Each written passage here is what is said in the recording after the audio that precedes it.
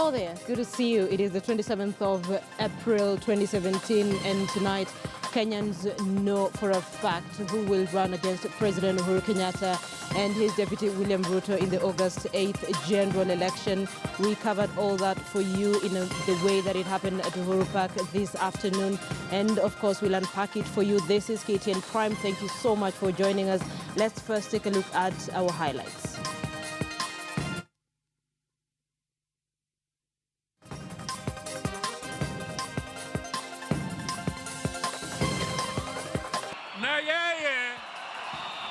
The engineer, the Right Honorable Raila Amolo Odinga. NASA picks Raila and Kalonzo to face off with Uhuru and Ruto in the general election.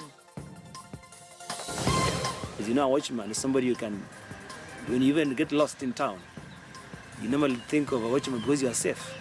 You think he'll not lie to you. In Kericho, residents pick a night watchman to fly the Jubilee flag in the August election. And it's 5 more days in custody for Bishop Margaret Wanjiru for disrupting Jubilee primaries.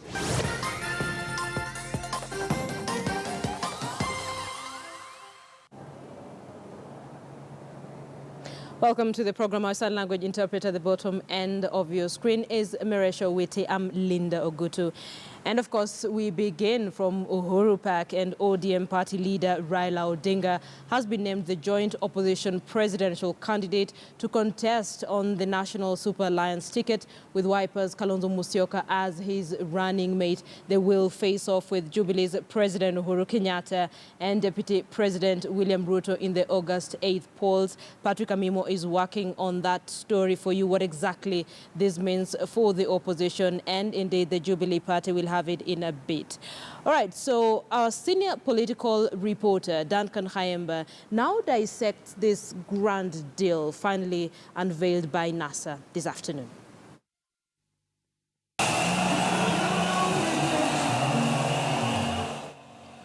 Uhuru Park grounds went wild shortly after 4 p.m. as NASA architect Wycliffe Musalia Mudavadi began unveiling the National Super Alliance power sharing deal and structure. NASA! Raila NASA! Across the country, all eyes were at Uhuru Park for this crucial political big announcement as to who would take on Jubilee's President Uhuru Kenyatta on August 8th at the ballot. This is not about who had the ball first. It does not matter I had the ball, but I have passed it to a team member at a vantage point to score. In their detailed power sharing deal, the NASA president's powers will be shared almost equally with his co-principals, with Raila Odinga and Kalonzo Musyoka flying the coalition's ticket. ANC party leader, who is the NASA founder Musalia Mudavadi, will be the premier cabinet secretary, under whose command will fall the powerful State Department of Internal Security and Administration of National Government. Mudavadi will be deputized by Ford Kenya's Moses Wetangula and CCM's Isaac Ruto. All NASA partners are equal, and one plays the role of the first among equals. All decisions shall be made in consultation and concurrence of partner parties, beginning with the formation of government. For Isaac Ruto, in the event he wins the Bomet County seat as governor and NASA outs Jubilee, then it will be upon him to decide whether to resign as Bomet governor and take up his position in the national government, or alternatively remain Bomet County chief and then nominate a member of his CCM party to take his position as deputy premier cabinet secretary. This is not another MOU. This is an agreement with the people of Kenya that never again will there be political gerrymandering. There will not be political deceit. Ikiwa Kalonzo atasema songa mbele Raila, Raila songa mbele. The NASA chiefs are said to have agreed that the Raila-Kalonzo ticket will be for only one term. Hii serikali ambayo tunaunda, ambayo ni serikali ya mseto, itakuwa ni serikali ya mpito, transitional and transformative government, ambayo itafagia uchafu yote ya Jubilee na kupeleka baharini.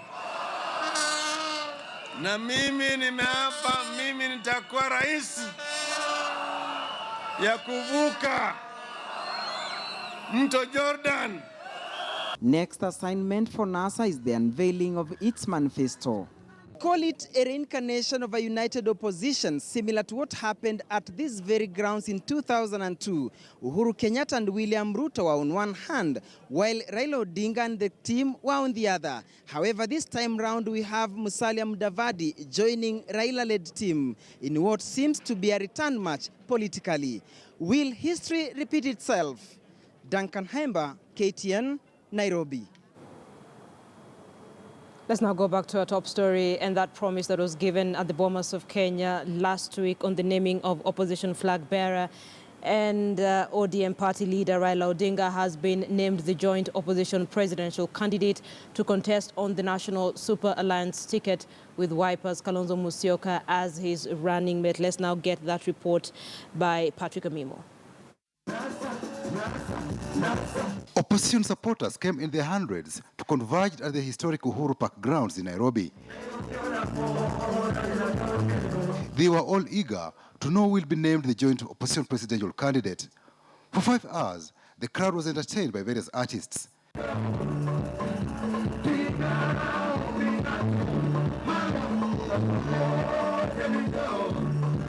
Security cordon was put around the main dais to control surging crowds. At 3 p.m., the 5 principals, Raila Odinga, Kalonzo Musyoka, Musalia Mudavadi, Moses Wetangula and Isaac Ruto arrived at the grounds to a thunderous welcome.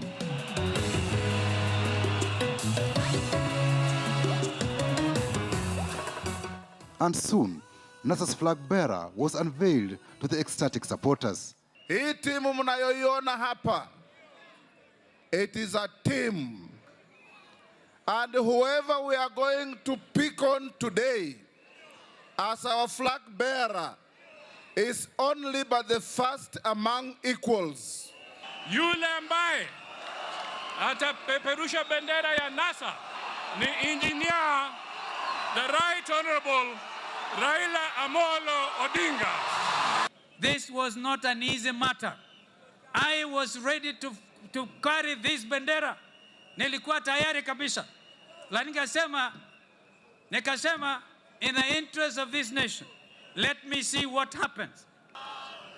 Wao wote wanne wamesema Raila tosha. Hii ni heshima kubwa sana ambayo hawa ndugu zangu wamenifanyia. The opposition accused the ruling Jubilee administration of runaway corruption, insecurity and unemployment. They said if NASA forms the next government, they'll ensure appointments reflect the face of Kenya through regional and ethnic diversity. Tukiwaambia tuko na njaa tele, wanatuambia meza mate, sisi tunakula nyama. Tumekuja hapa kuambia hiyo nyama munakula, tunawanyang'anya mwezi wa 8.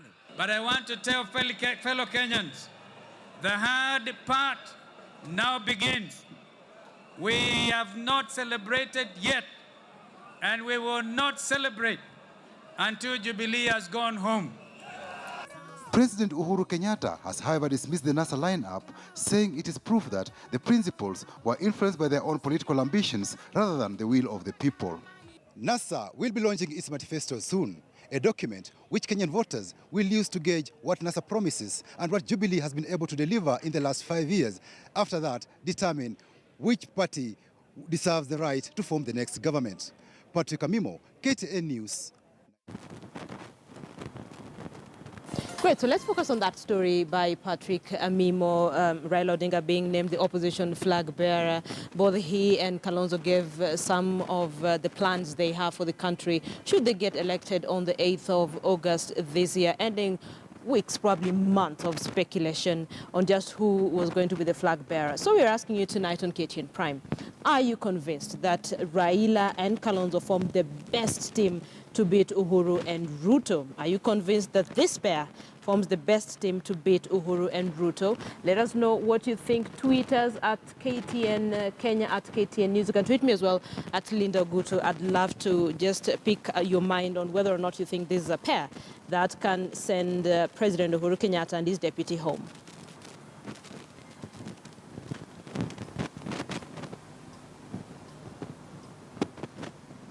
Great. So the choice of the Raila Kalonzo team is reminiscent of the 2013 election, where the two flew the CORD flag. Raila Odinga, who has been on the presidential ballot 3 times, all of them on different political outfits, will be hoping to finally secure residence at State House. Our senior reporter, Rita Tinina, takes a look at the quest for the presidency by the doyen of Kenyan's politics.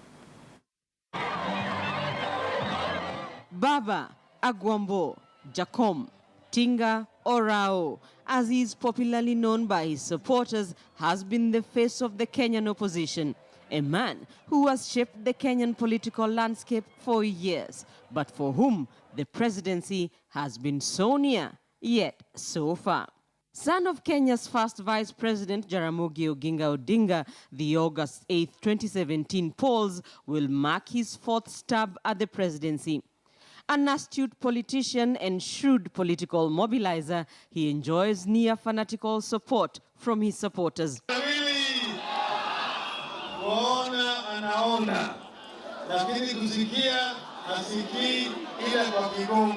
Raila, he of the vitendawili and football commentary fame, is not only good at pulling crowds. The 72-year-old is a master of political deals and pre-election pacts.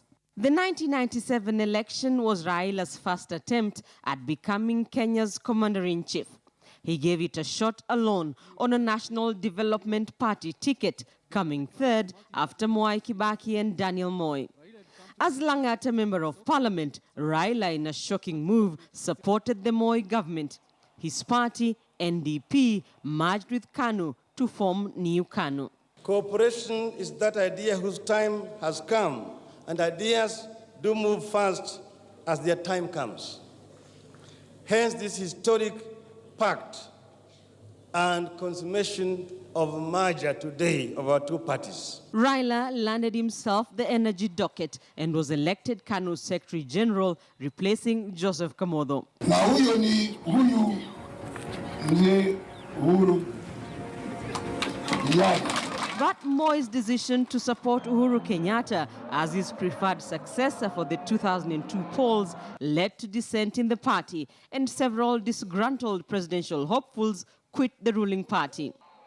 Raila formed the Liberal Democratic Party. As the 2002 elections drew near, Mwai Kibaki's Democratic Party joined hands with Charity Ngilu's Social Democratic Party and Kijana Wamalwa's Ford Kenya to form the National Alliance Party of Kenya, NAK. The NAK then formed an alliance with Raila's LDP to form the National Rainbow Coalition. Raila endorsed Kibaki as the NAK presidential flag bearer in the 2002 election, an endorsement some analysts say helped Kibaki trounce Uhuru Kenyatta.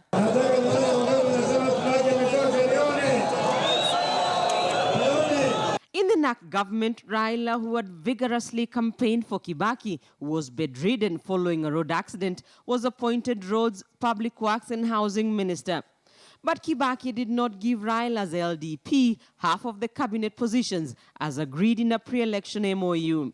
Raila went on to oppose the 2005 draft constitution, leading a successful no campaign symbolized by an orange. He was fired from the Kibaki cabinet alongside LDP ministers. But the orange of the referendum had given birth to a political juggernaut that was to become the Orange Democratic Movement ahead of the 2007 elections. The party split, with Kalonzo Musyoka leading the ODM-K faction. Raila was picked as the ODM flag bearer after beating other ODM Pentagon members Musalia Mudavadi, William Ruto, Joseph Nyaga, and Najib Balala. He became Kibaki's main challenger in the 2007 elections in a hotly contested poll. Kibaki emerged the winner in a controversial outcome that saw Kibaki sworn in at dusk for a second term. Kibitu na wenzake waende nyumbani na vile vile jina ya hiyo tume ibadilishwe, maana Wakenya hawana imani. The results sparked post-election violence, which left at least 1,300 people dead and thousands displaced from their homes. Reconciliation talks saw the signing of a national accord, and Kibaki entered into an agreement with Raila Odinga, forming the Grand Coalition government with Raila as Prime Minister between 2008 to 2013, an arrangement that had its fair share of intrigues. Kama Kibaki alipenda kuja hapa, kesi angeweza pata kuja hapa. Angekosa. Angekosa.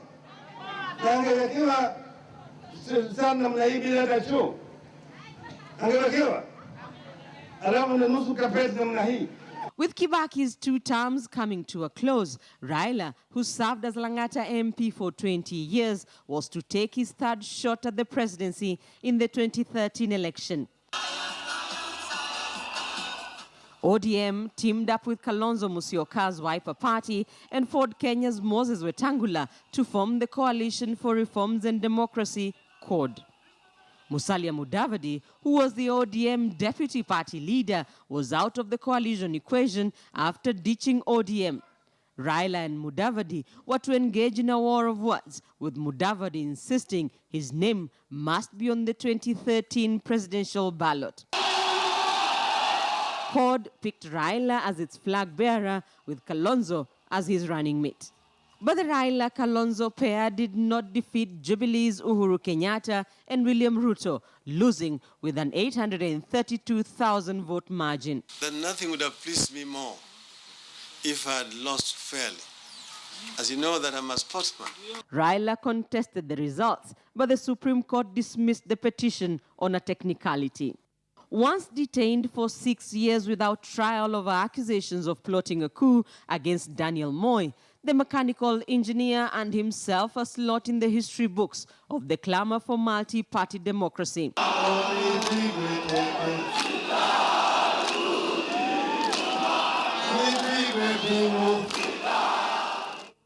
With Raila flying the NASA flag, the August polls will be a rematch of the 2013 election, with the Raila-Kalonzo duo facing off with the Uhuru-Ruto Jubilee team yet again, in a contest that could give Uhuru Kenyatta a 2nd term in office or produce Kenya's 5th president. Rita Tinina, KTN News. Listen, we also have Kalonzo Musyoka's profile, but just before we get there, let's cross over to Intercontinental Hotel, where Senator Mike Sonko and Johnson Sakaja are having a presser. Let's listen in. Wale wote ambao wamepiga kura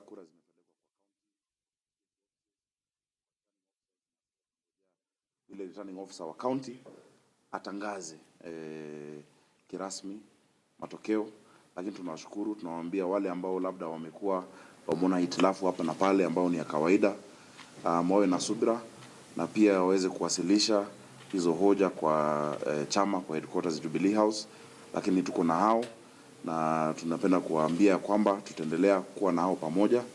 Kitu cha muhimu kwetu saa hizi, kwa sababu tunajua tumepata ushindi na ni ushindi ambao unaonekana, ni kwamba itakuwa muhimu kwetu sisi sote kuungana, wale ambao wamepita, wale ambao hawajapita, ili tuwe pamoja. Na tunawashukuru watu wa Nairobi kwa sababu wameonesha ya kwamba wanaweza kupiga kura bila kuangalia kabila, bila kuangalia umri, bila kuangalia kama ni mwanaume ama mama, na hiyo ndio siasa ambayo tunataka Kenya hii, ya kuleta watu wetu wote pamoja. So tunawashukuru na Mungu awabariki nyote. Question. My name is Kenneth from Peter Kenneth. Just wanted to know, going by the trend, it's almost 24 hours since we voted, up to now it has not been cleared. I don't know, do you think the board is up to the task? Because they are in complaints and all that, and it's building anxiety. Then the second part of the question, Shabesh today stormed the returning center in Nyayo and accused your camp of interfering with her votes in favor of Amanda. If you could kindly respond to those two questions, please. Maybe I'll take them very quickly. And if there's another one, you can ask now, so that we just finish all of them together. Any other question? Yes? This constituency election, yes. As you well know, it was disputed and we saw very ugly scenes from there.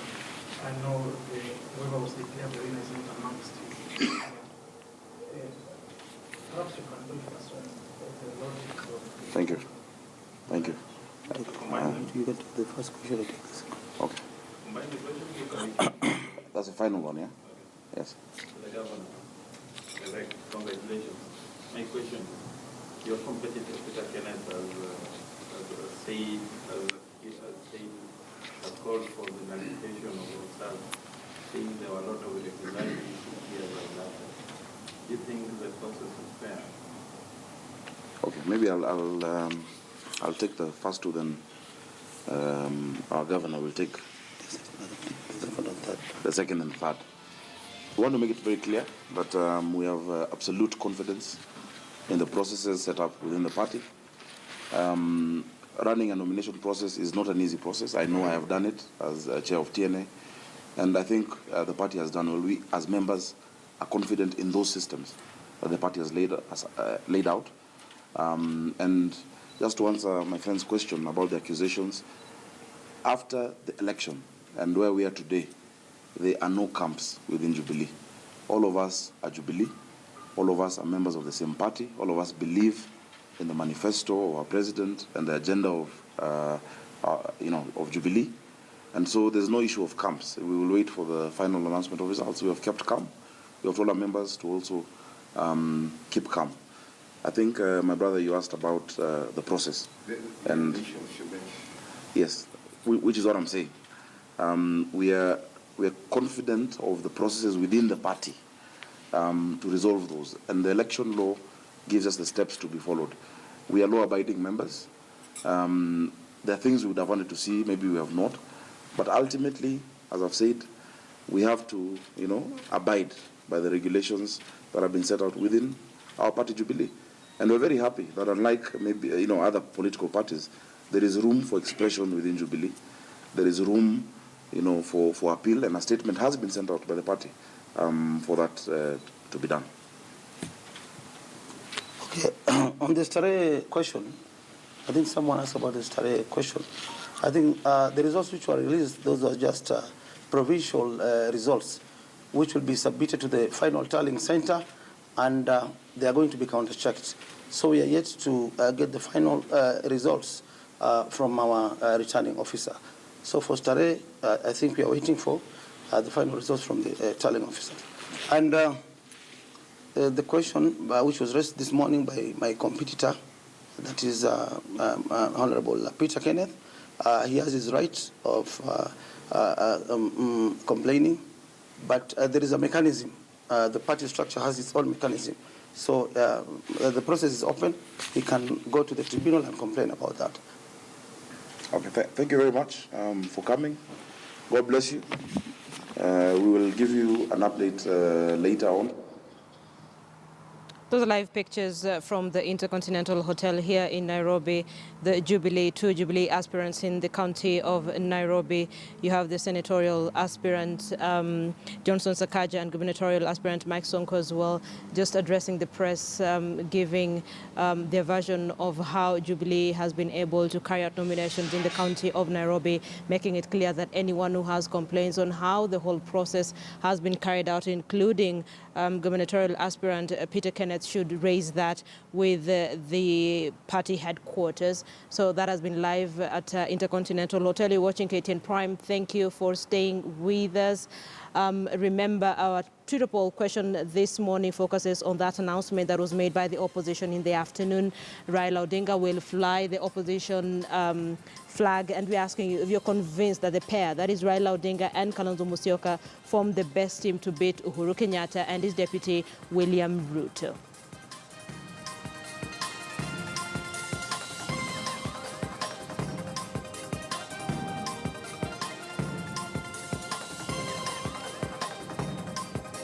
All right, let's take a breather. We'll be back.